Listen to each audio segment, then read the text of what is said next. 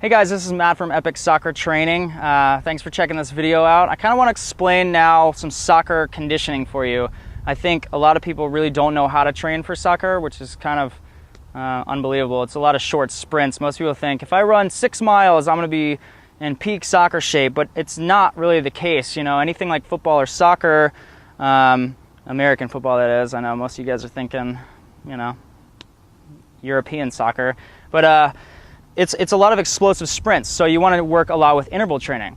Now, soccer conditioning, most people don't realize, is you can run up to 5 or 6 miles a game if you are center mid, or if you're, you know, center wing backs or half backs, whatever you want to call them. There's a lot of different names, but I played on the wing for a little bit. I was running about 5 times a game, and if you're running 5 miles a game, excuse me, if you're running on the wings, basically you have the longest sprints in the game, because when it's a transition, you're making 60, 70, 80-yard sprints down the field to get open, to get a crossed ball. So again, you need to know what position you're going to be playing, and then kind of train according to that. Not necessarily like everybody trains the same and then just call it a day. It has to be a little bit different for what specific position you're playing. There are, however, common conditioning drills that you want to do. One of them I want to show you is called the wheel drill, which was taught to me by one of my professional coaches, and it's a way to get everybody a little bit of a rest. I usually don't like, you know, soccer drills or anything that have lines, but when it's conditioning, it's good for you, because you actually want to be able to catch your breath a little bit, but not all the way, before you start getting into it. So again, we have, you know, 2, 4, 6, we have an octagon here.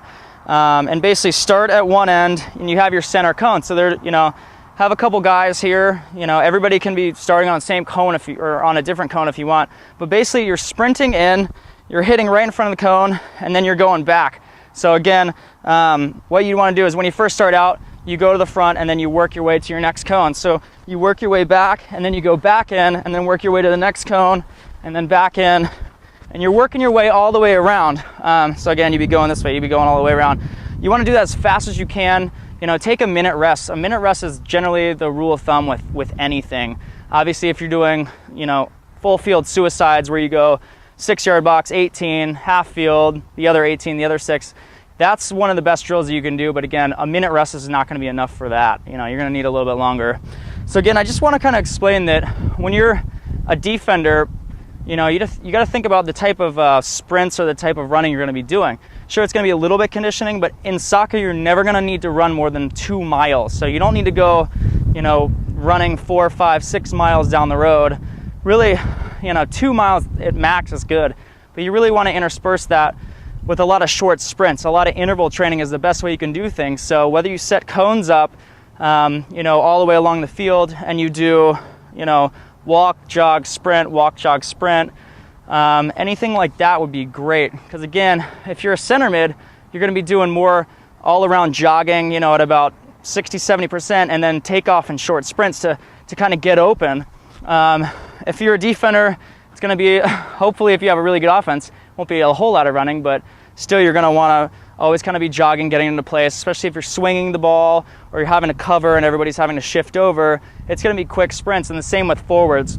If you play striker or anything like that, you really want to work on doing your sprints that are, you know, anywhere from goal line to 18 consistently. You should be able to do, you know, 10 or 15 of those with hardly any break in between, you know. So work on that as well. And, you know, I tell people all the time, I wasn't always a great player. I was a pretty average player, and I found a systematic approach to how to train and how to maximize, you know, my time on the field and how to maximize it when I got to a game.